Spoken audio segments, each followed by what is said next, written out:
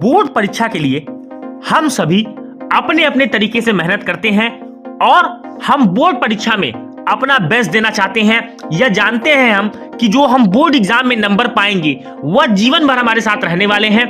दोस्तों, board exam में हम कितनी अच्छी तैयारी किए हैं, हमारे कितने अंक आएंगे, यह सारी बातें निर्धारित करती है, डिसाइड करती है हमारी आंसर शीट। और इस आंसर शीट को प्रेजेंट करना अपने आप में ही एक आर्ट है। जैसा कि आप देखते हैं, आप मिट्टी के बर्तनों को देखते हैं, आप हैंडीक्राफ्ट्स आइटम देखते हैं, तो जब आप किसी आइटम को देखते हैं, किसी भी मटेरियल को देखते हैं जो बनी होती है, उसको देखने के बाद आपके मन से यह बात आती है कि वाह, कितनी मेहनत इसने की होगी बनाने वाले ने, जो इसने इस शेप में इसको ढाला है। उसी तरह से एग्जामिनर भी आपकी आंसर शीट को देख करके आपकी नॉलेज को जज करता है कि आपके पास कितनी नॉलेज है, कितनी मेहनत आपने इस लिमिटेड टाइम में की है, जिससे कि आपकी आंसर प्रेजेंटेशन स्किल सबसे बेस्ट है और इसका फायदा आपको आपके अंकों में मिलता है। तो आइए दोस्तों, आज हम ऐसे ही कुछ टिप्स को जानने वाले हैं कि आप अपने बोर्ड परीक्षा की कॉपी को किस तरह से लिखें जिससे एग्जामिनर मजबूर हो जाए और आपको अधिक से अधिक अंक, पूरे के पूरे अंक आपको मिले।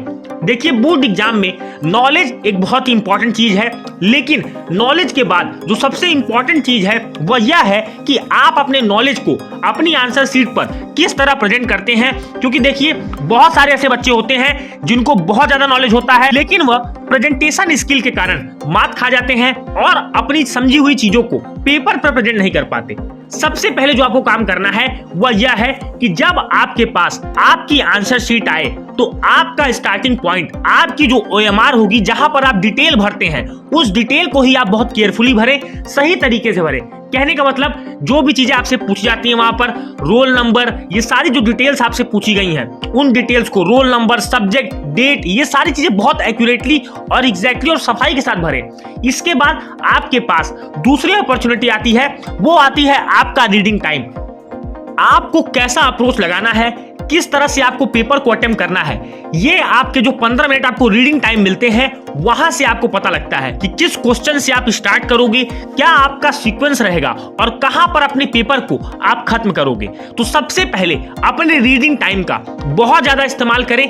आप ये देखें कि आप किस सेक्शन से स्टार्ट करना चाहते हैं, क्योंकि देखिए, एग्जामिनर जितना ज्यादा आपकी कॉपी में समय व्यतीत करेगा, उतना ज्यादा आपके अंक कटने की पूरी संभावना होगी। तो आप कोशिश यह करें कि आप इतना अच्छा लिखें, इतने अच्छे तरीके से आप कॉपी को प्रेजेंट करें कि एग्जामिनर आपकी कॉपी पर ज्यादा समय न दे, जिससे कि वो आपकी कमियों को न ढूंढे। बिल्कुल। और अगर आप अपनी टाइम ज्यादा लेगा एग्जामिनर, तो आपकी कमियों को ढूंढेगा और आपको अंकों का नुकसान, मार्क्स आपके यहां पर कटेंगे। बहुत सारे बच्चे कहते हैं कि सर, हमने बहुत अच्छी तैयारी की है, पर हमें एग्जाम का डर लग रहा है कि हम अपने पेपर को कैसे प्रेजेंट करेंगे।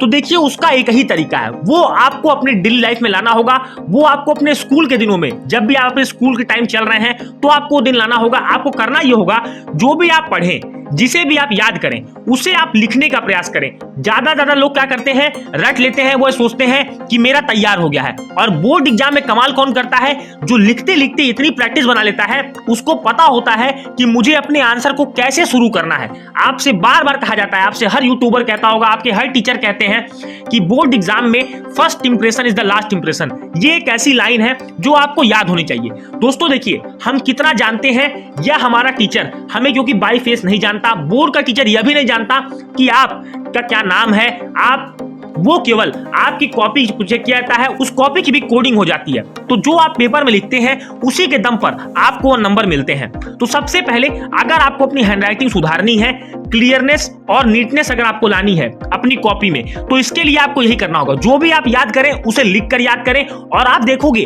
आपकी लिखते लिखते इतनी प्रैक्टिस हो जाएगी कि आप आंसर को कहां से स्टार्ट करना है, कितना आंसर में क्या लिखना है, क्या हेडिंग होनी चाहिए, ये सारी बातें आपको लिखते लिखते आएंगी और यही अपने बोर्ड एग्जाम में आप स्टार्ट करोगे। मैं आपको एक उदाहरण से समझाता हूं। मान लीजिए कि आपसे पूछा गया, what is democracy, why people choose democracy over other form of government. तो सबसे पहले आपको डेमोक्रेसी क्या है, डेमोक्रेसी के क्या एडवांटेज हैं, क्यों ये अदर फॉर्म ऑफ गवर्नमेंट से बेटर है, ये सारी बातें आपको लिखनी होगी। अब आपको आंसर प्रेजेंट करने आना चाहिए।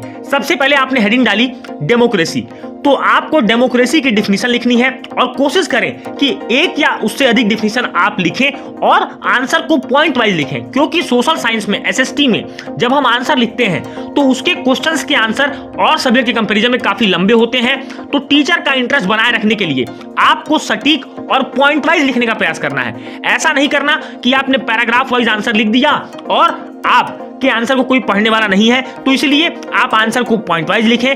अगला काम आप कर सकते हैं कि डेमोक्रेसी के ऊपर पूरे फ्लो चार्ट के माध्यम से भी आप किसी चीज को समझा पाते हैं। और अगर आपको कोई डायग्राम आ रहा है कि डेमोक्रेटिक कंट्री के लोग कैसे बेटर होते हैं और अदर फॉर्म ऑफ गवर्नमेंट के लोग कैसे हमसे पीछे होते हैं, तो आप डायमेग्रेटिकली उसको भी समझा सकते हैं। इससे क्या होगा कि एग्जामिनर को पता चलेगा कि आपको आंसर की ओवरऑल समझ है और आपने आंसर को बहुत अच्छे तरीके से प्रेजेंट किया है। अगली बात जो आपको ध्यान रखनी है वह है पेपर में टाइम मैनेजमेंट। देखिए, बोर्ड एग्जाम का फियर, बोर्ड एग्जाम का आंसर शीट लिखने का फियर हर किसी को होता है। सभी को पता होता है कि जो मैं इसमें लिख दूंगा उसी पे मैं इवेल्युएट होऊंगा, उतने ही मेरे अंक आएंगे। तो अगर आपको टाइम मैनेजमेंट सही करना है तो हमेशा ध्यान रखिए दोस्तों, जितने नंबर का आपका क्वेश्चन होगा उतना ही टाइम आपको उसको देना है। अगर आपका 1 नंबर का क्वेश्चन है तो आपको सिर्फ 2 मिनट देने हैं, 2 नंबर का क्वेश्चन है तो आपको 3 मिनट देने हैं, और अगर आपका 5 नंबर का क्वेश्चन है तो आपको उसमें 7 से 8 10 मिनट देने हैं। तो इस तरह से अगर आप चलेंगे कि आप टाइम आपको पता होगा कि मुझे कितने नंबर ऑफ क्वेश्चन के मार्क्स में कितना लिखना है, क्या क्या लिखना है, ये सारी बातें अगर आपको पता होंगी तो बहुत आसानी के साथ आप बोर्ड एग्जाम में समय से पहले पेपर को कंप्लीटली, एग्जैक्टली और एक्यूरेटली आप सॉल्व कर पाओगे। अगली बात ध्यान रखिए, बहुत सारे बच्चे पूछते हैं कि सर क्या बोर्ड एग्जाम में सीक्वेंस मेंटेन करना जरूरी है? तो देखिए, अगर आप सीक्वेंस को मेंटेन करते हैं तो ये एक बहुत अच्छी क्वालिटी मानी जाती है। देखिए, बोर्ड एग्जाम में आपके पास सीरियल वाइज क्वेश्चन होते हैं, 1 2 3, मान लीजिए 30 क्वेश्चंस हैं, तो आप कोशिश ये करें कि आप 1 से स्टार्ट करके 30 तक जाएं। लेकिन अगर ऐसा नहीं हो पाता है, अगर आप जानते हो कि मुझे स्टार्टिंग के क्वेश्चंस नहीं आ रहे हैं, तो हमेशा अपने बोर्ड एग्जाम की कॉपी में जो पहला पेज है उसमें उसी क्वेश्चन को लिखिएगा जो आपको पूरे पेपर में सबसे बेस्ट तरीके से आता होगा, क्योंकि यह एक पॉजिटिव एटीट्यूड पे अपनी कॉपी को शुरू कर रहे हैं। एग्जामिनर भी देखेगा कि हाँ, इसने जो सबसे बेस्ट क्वेश्चन है उसको सबसे पहले लिखा है, और ये जो एग्जामिनर के माइंड में यह बात डालेगा कि आपने बहुत अच्छी स्टडी की है, प्लानिंग के साथ आप इस पेपर में आए हो और आप बोर्ड एग्जाम के पेपर को बहुत सीरियसली, बहुत इंपॉर्टेंस के साथ इसको आप दे रहे हो। अगली जो गलती आप लोग करते हैं वह होती है खासकर मैथमेटिक्स और साइंस के न्यूमेरिकल क्वेश्चन में। जो रफ पार्ट आप लोग करते हो उसमें बहुत ज्यादा कटपीट आप लोग कर देते हो।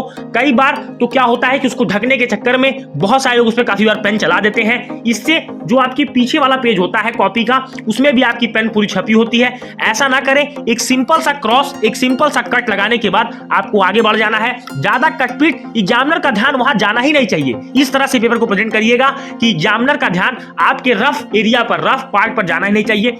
अगली बात, जब भी आप हेडिंग, डायग्राम, ये सारी चीजें बना रहे हैं तो हेडिंग को आप पहले अंडरलाइन करिए या बताइए कि यह आपकी हेडिंग है, इसी के अराउंड आपका आंसर रिवॉल्व करने वाला है और सारी बातें आपकी इसी हेडिंग के अंडर आ रही है। और जब भी डायग्राम बनाएंगे आप, तो डायग्राम में हमेशा पेंसिल का इस्तेमाल करेंगे और लेबलिंग में बहुत अच्छे तरीके से हर पार्ट को लेवल करेंगे। मान लीजिए आपसे लीफ का डायग्राम आ गया, आपसे सर्कुलेटरी सिस्टम का डायग्राम पूछा गया, आपसे रेस्पिरेटरी सिस्टम का पूछा गया, तो दोस्तों आपको बिल्कुल बहुत अच्छे तरीके से आपको डायग्राम की लेबलिंग करनी है। और डायग्राम जिस क्वेश्चन का आप बनाएंगे उसके बगल में क्वेश्चन नंबर आपको करना होगा। इतना करने के बाद उस डायग्राम को एक बॉक्स में रखिए और फिर आप नेक्स्ट क्वेश्चन पे चले जाइए। तो ये कुछ बातें हैं जो आपको आपके बोर्ड एग्जाम में औरों से ज्यादा एज दिलाएंगी, और अगर आप इन बातों का पालन करते हैं तो निश्चित ही आप बोर्ड एग्जाम में बहुत अच्छा करने वाले हैं। और कॉपी प्रेजेंटेशन की ये सबसे बेस्ट टिप्स थी जो मैंने आपको दी है। अगर आप इन टिप्स को फॉलो करते हैं तो निश्चित ही आप एक टॉपर बन करके एग्जाम में अधिक से अधिक स्कोर करके अपना मुकाम पाएंगे। उम्मीद है दोस्तों आपको वीडियो बहुत अच्छा लगा होगा। वीडियो अगर अच्छा लगा तो वीडियो को लाइक करना ना भूलें। वीडियो को अपने हर उस दोस्त में शेयर कीजिएगा जो बोर्ड एग्जाम देने जा रहे हैं। मिलेंगे अपने अगले वीडियो में, तब तक के लिए thank you and have a wonderful day ahead.